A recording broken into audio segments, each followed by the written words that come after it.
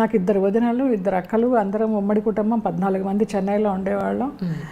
నేను షూటింగ్లకు వెళ్ళి సంపాదిస్తూ ఉండేదాన్ని, చాలా బిజీ ఉండేదాన్ని, డాన్స్ ప్రోగ్రామ్స్ చేస్తూ బిజీగా ఉండేదాన్ని. ఎప్పుడైనా వంటింట్లోకి వెళ్ళినా కూడా నువ్వెందుకు వంటింట్లోకి వస్తావు, వెళ్ళి రెస్ట్ తీసుకునేవాళ్ళు. అసలు రేపు పొద్దున ఏదైనా అవసరం వస్తుంది, అత్తవారింటికి వెళ్ళాకో లేకపోతే ఇది ఒంటరిగా ఉండిపోయి చేసుకోవాల్సి వచ్చిన సందర్భం వస్తుందని ఎవరూ ఆలోచించలేదు, నాకు అస్సలు లేదు. అది నేను ఒక ఏదో డబ్బు సంపాదించే యంత్రంలాగా అయిపోయినా నేను. అంత ఎఫెక్షన్స్, అంత ఎథిక్స్, వాల్యూస్ అలా అంత పరిసరాల్లో నేను పెరగల. మనకి వచ్చిన విద్య ఒకటే, వెళ్ళాలి, యాక్ట్ చేయాలి, కుటుంబాన్ని చూడాలి, అంతే. ఎవరు నాకు నేర్పించలా. ఇప్పటికి కూడా అందరూ అంటారు, ఎలాగా నువ్వు ఒక్కదానివి, ఎవరైనా నా మామయ్య కొడుకుంటాడు నాతోటి, భాస్కర్. మార్నింగ్ లేస్తే 4 గంటలకు పూజ అయిపోతుంది వాడిది, బ్రహ్మీ ముహూర్తంలో. ఇక నేను ఎప్పుడు లేస్తే అప్పుడు షూటింగ్ ఉంటే పెందరాడే లేచి ఒక దండం పెట్టుకుంటాను, లేకపోతే ఎప్పుడు లేస్తే అప్పుడే దండం. పూజలు పునస్కారాలు చేయడం కానీ, చెన్నైలో ఉన్నప్పుడు బాబా హారతిలో 4 చేసేదాన్ని. చాలా చాలా పీక్లో ఉండేది భక్తి. నీరసం వచ్చి పడిపోవడాలు, ఆ తెల్లవారుజామున ఆ హారతి చేస్తుంటే ఇంకా తర్వాత ఇది మనకి అచ్చిరాదులే అనుకుని ఒక దండం, ఏదైనా వచ్చిన 4 మంత్రాలు చదువుకుంటా. ఏమి అమ్మ ఇలా ఉండు ఇలా ఉండు ఇలా ఉండు అని ఏమీ చెప్పలేదమ్మ, ఏమి నేర్పించలే. మా పాటికి మేము పెరగడమే అంతే. సో దాంతో వంట రాలేదు. చాలామంది అంటారు సన్యాసులు వంట చేసుకోరు, నిప్పు ముట్టించిన, ఏదన్నా కాయగూరలు కట్ చేసిన, ఏమైనా పురుగులు అవి చేస్తాయి, అవి కూడా పాపం వాళ్ళకని అంటారు కదా. అలాగా ఒక రకంగా సన్యాసి జీవితం. ఏమీ తెలియదు నాకు. ఎప్పుడో ఒక కాలంలో కాఫీ టీ పెట్టుకున్నట్టు గుర్తు, ఇప్పుడు అవి కూడా లేదు. ఏం చేస్తావు, ఎవరు లేకపోతే ఆ భాస్కర్ కూడా ఏదైనా పని మీద వెళ్ళిపోయాడు అనుకో, లేకపోతే వాడికి ఏమైనా ఉద్యోగం వచ్చి వెళ్ళిపోయాడు, ఏం చేస్తా, స్విగ్గీలు ఉన్నాయి ఎదురుకుండా ఉంటారు రెంట్కున్న వాళ్ళందరూ, సంధ్య అని వాళ్ళు, పైన లక్ష్మి అని, జయమ్మ అక్క అనుకుంటూ ఏమి కావాలంటే అవి తీసుకొచ్చేస్తారు పొద్దున కాఫీ దగ్గర నుంచి. ఇంకా నాకేం అవసరం, నేర్చుకునే అవసరం రాలా. ఆ లోటు కూడా నాకు తెలియదు. ఇప్పటికీ నా జీవితము వరమా శాపమా అనుకుంటా నాకే అర్థం కాదు, కన్ఫ్యూజ్.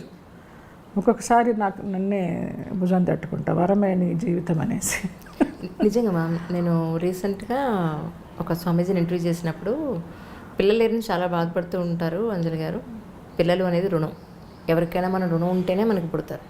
మనం ఎవ్వరికీ రుణం లేము అని అనుకుంటే, మీరు ఎవ్వరికీ ఒక్క 0.1% కూడా మీరు రుణం లేరు అనుకుంటే మీకు పిల్లలు ఉంటారు, అంతే అంతే. దానికోసం మీరు వెతుకులాట అక్కర్లేదన్నారు. అవసరం లేదు, నిజమే.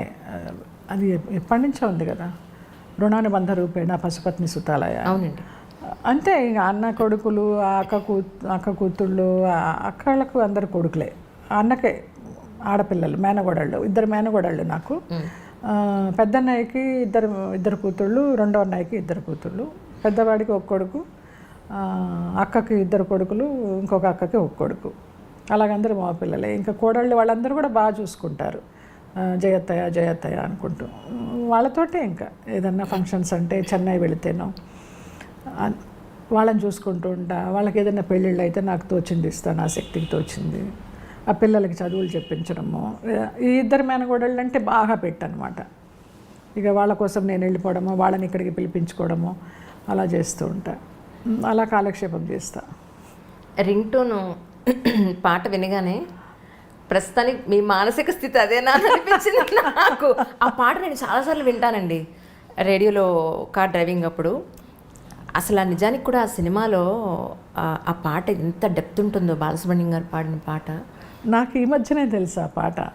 విన్న తర్వాత ఇందులో ఇదని వెంటనే ఏదో పాడుతా తీయగాలోనే సంథింగ్ జీ సరిగమపాలోనే ఎందులోనో పాడుతుంటే వాళ్ళు విని వెంటనే వింక్ మ్యూజిక్ ఓపెన్ చేసి అది వెతికి వెంటనే దాన్ని పెట్టేసుకున్నా. ఎంత బాగుందో నిజంగా.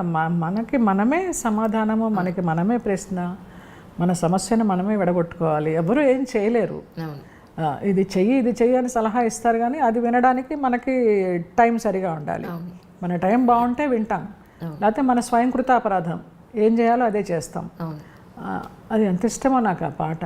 నిజంగా అసలు ఆ సినిమాలో కూడా చాలా డెప్త్ ఉంటుంది. ఇంత మంచి పాట ఉందా ఇందులో అనుకున్నాను. కొత్త బంగారు లోకంలో ప్లస్ ఇంకోటి ఏంటంటే ఆ పాట ఎవ్వరు విన్నా సరే వాళ్ళ జీవితానికి వాళ్ళు అన్వయం చేసుకుంటారు. అవును, అంత బాగుంటుంది పాట అది. అవును. ఒక మోటివేషన్ సాంగ్ అని చెప్పొచ్చు అది. అవును, ఎవరి మీద డిపెండ్ అవ్వకుండా మనకి ధైర్యం వస్తుంది. అవును, జీవితం ఇదా అనిపిస్తుంది. అన్ని రకాల భావాలు కలగలిపి వస్తాయి ఆ పాట విన్నామంటే. కానీ మీవి ఆల్మోస్ట్ అన్ని ఇంటర్వ్యూస్ చూసానండి. ఆ 4-5 అలీతో సరదాగా కానీ ఆయనతోటి 2 ప్రోగ్రాంలు చేశారు మీరు. అవును. ఆ తర్వాత చేసిన ఇంటర్వ్యూస్ కానీ చెప్పినప్పుడు ఒక్కసారి మీరు క్లాసికల్ డాన్సర్ అవ్వాలనుకున్నారు, క్యారెక్టర్ ఆర్టిస్ట్ అయ్యారు. సరే, జీవితంలో ప్రతి ఒక్కళ్ళకి స్ట్రగుల్స్ ఉంటాయి. నమ్మాం, మనుషులు అన్నాక నమ్మకుండా ఎలా ఉంటాం, నమ్ముతాం, నష్టపోయాం. రైట్, ఇప్పుడు ప్రస్తుతానికి ప్రశాంతంగా సంతోషంగా ఉన్నారు. రైట్, వాట్ నెక్స్ట్ అంటే ఏం చెప్తారు?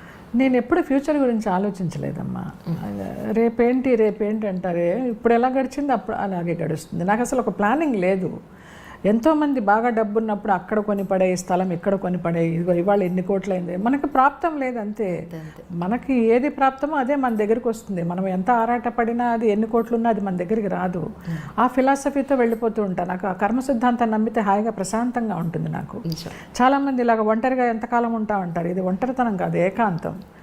ఏకాంతంలో ఉన్న ఆనందం అనుభవిస్తున్నానని చెప్తా నేను ఒంటరిని కాదు అని చెప్తా.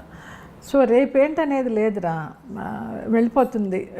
నా ఆయుష్ ఉన్నంత వరకు, ఎంత ఆయుష్ ఉందో తెలీదు, ఆరోగ్యంగానే ఆనందంగానే వెళ్ళిపోతాననే ఒక పూర్తి విశ్వాసంతో బతుకుతున్నాను.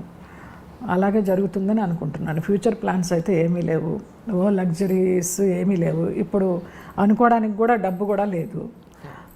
ఉన్న ఫ్లాటే ఉంది నాకు, 2 పూట్ల తినడానికి ఉంది, ఎవరన్నా వస్తే పెట్టడానికి ఉంది.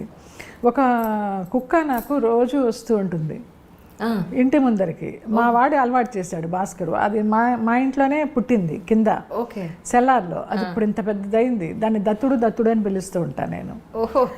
వచ్చేసి కరెక్ట్గా కూర్చుంటుందమ్మా. సాయంత్రం 6 గంటలప్పుడు దీపాలు పెట్టేవేళ ఇంకా దానికి పెరుగన్నమో పాలన్నమో ఏదో ఒకటి పెట్టేసి మంచినీళ్ళు పోస్తే తాగేసి వెళ్ళిపోతుంది అంతే. ఎంత కాలంగా జరుగుతుందో ఇది. నాకు అదొకటి చాలా విచిత్రం అనిపిస్తుంది. అది రాకపోతే చూస్తూ ఉంటా, ఇదేంటి ఇవాళ రాలేదు దత్తుడు అనుకుంటా. మా వాడిని అడుగుతా, ఏంటో దత్తుడు రాలేదంటే ఏమో ఎక్కడన్నా దొరికిందేమో దానికంటే. అక్కడ ఉన్నాం మీకు, అక్కడ ఉంది నిజంగా. ఏంటో చిన్న చిన్న ఆనందాలు అంతే, పెద్దగా ఏమీ లేవు.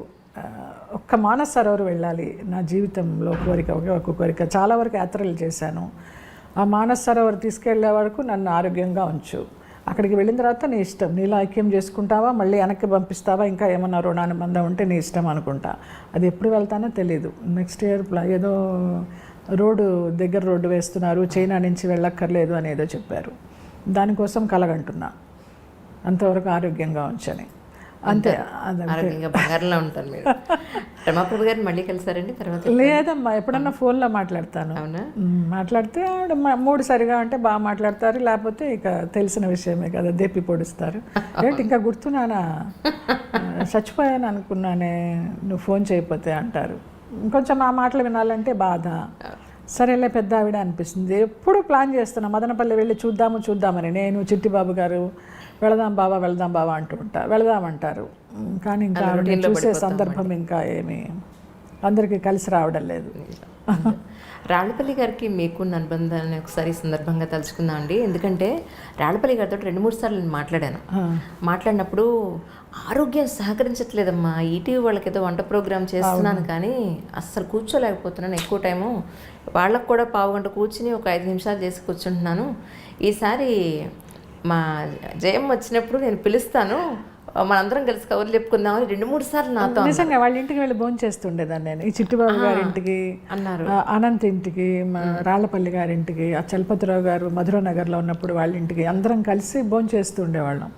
వంటలన్నీ చేసుకుని చక్కగా. ఆయన జల అని పిలిచేవారు, జయలలితని జల అని షార్ట్ ఫామ్లో పిలిచేవారు. ఎక్కువ వంశీ గారి పిక్చర్లన్నీ కలిసి చేసాము. ఆయన బావ అంటూ ఉంటాను. ఆ కూతురుతోటే ఆయన సగం చనిపోయినట్టే లెక్క, అలాగైపోయినారు ఆయన. మంచి ఫ్యామిలీ. భరణి గారికి కూడా గురుతుల్యులు ఆయన. అవునండి, అవును. ఆయన చనిపోయినప్పుడు కూడా భరణి గారు అదే అన్నారు, మా గురువు గారు కాలం చేశారు చూసావా ఇంటర్వ్యూ చేయమంటే అలా ప్రొలాంగ్ అయిపోయింది.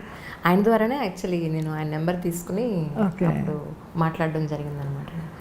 నాకు ఇంటర్వ్యూ చేయడానికి ఏం లేదమ్మా, కొన్ని సంఘటనలు, నచ్చని సంఘటనలు ఏమైనా చెప్పేస్తారేమో, దాని ద్వారా మనుషులు బయటకు వస్తారేమో, అనవసరంగా ఇంకొకళ్ళని బ్లేమ్ చేయడం ఎందుకు.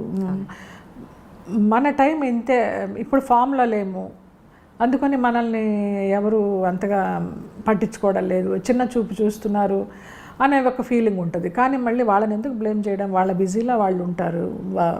మనల్ని గుర్తుపెట్టుకోవాలనో లేకపోతే మనకి క్యారెక్టర్ ఇవ్వాలనో మనల్ని పలకరించాలనో వాళ్ళకి అవసరం లేదు. కానీ ఆ కాలంలో రామానాయుడు గారు వాళ్ళు ఉన్న కాలంలో నిజంగా ఎంత హాయిగా ఉండేదో.